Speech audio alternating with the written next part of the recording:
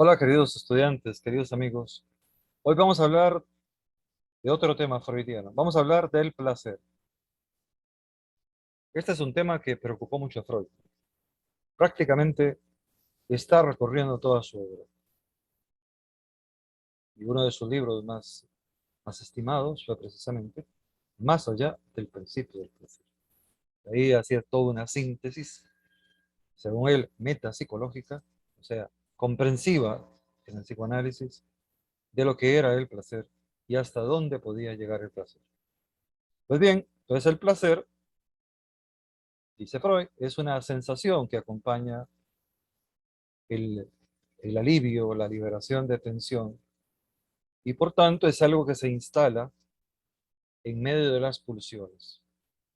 Es la sensación de satisfacción una vez que se ha concretado la liberación energética, donde la energía que se dirigía a un objeto ha logrado llegar hasta ahí y descansar, relajarse, produciendo esa sensación de placer, esa sensación placentera.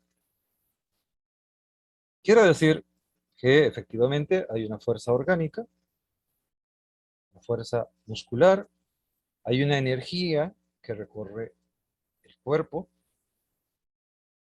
pero hay también, cuando se habla de placer,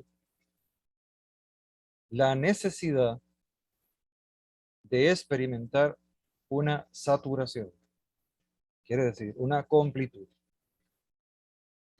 El cuerpo, en su energía, necesita, como un ser hambriento, necesita satisfacerse.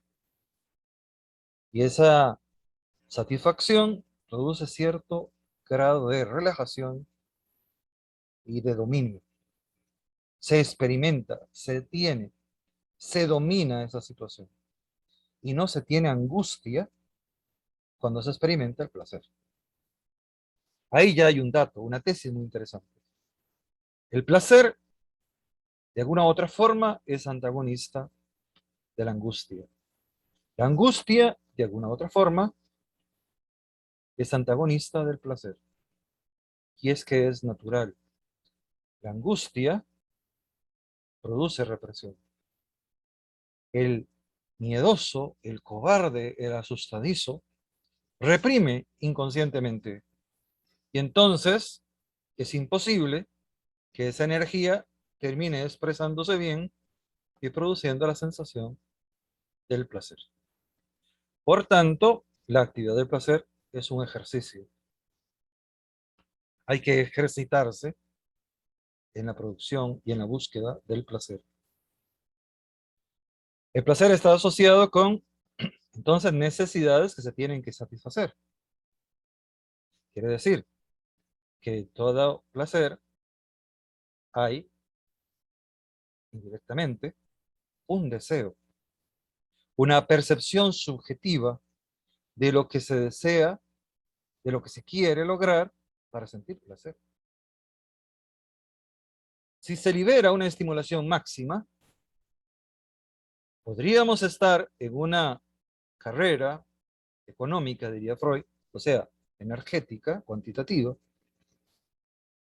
y llegar a la proporción de si hay mucho estímulo interno, si hay mucha pulsión interna de búsqueda del placer, el placer también tendrá que ser exagerado. Pero esto no sucede así siempre, porque el placer no se podrá manifestar de una manera total, liberada totalmente, porque, número uno, el inconsciente mismo, cuando va escalando hacia el preconsciente, va censurando, por algún extraño mecanismo, va censurando. Y el preconsciente, educado por la socialización familiar, por la socialización religiosa, también va creando una barrera de censura. Entonces hay una censura en el inconsciente y hay otra censura a nivel consciente, en el super yo y también en el yo. Y quiere decir entonces que la carga eléctrica que busca el placer, la pulsión representada como libido, de alguna u otra forma experimenta tensión. Y que la liberación es paulatinamente la liberación de esa tensión. Pero que hay momentos en que llega esa represión. Y entonces aparece lo que tenía que aparecer. El fracaso de la satisfacción, el fracaso del placer, la amputación del placer, la represión. El placer tiene que entenderse que no puede manifestarse y entonces fracasa y se tiene que resolver de otra manera. Y a veces como se resuelve es como síntoma neurótico, sin querer queriendo. Pero solo de esa manera se puede obtener, dichosamente, vivir en sociedad. Porque no podemos andar por la calle haciendo todo lo que nos dicta el placer desde el inconsciente. No. Entonces aparece la conciliación. ¿Sí? Como diría Rousseau, aparece la necesidad del pacto social. Y ese pacto social está transmitido por las leyes, por la educación, por la familia. El placer, entonces, es una parte impulsiva del yo. El placer se manifiesta y es la parte impulsiva de ese yo, pero también tiene un origen en el inconsciente. Y cuando es manifestado, vivido por parte del yo, entonces se puede tener varias clases de placer. Por ejemplo, se puede tener placer corporal, se puede tener un placer mental, pero en todos ellos hay un objeto. En el placer mental, típico del intelectual, típico del artista, se plasma una complacencia interior. El poeta Shakespeare se convierte en poeta cuando plasma lo que está en su interior a nivel exterior.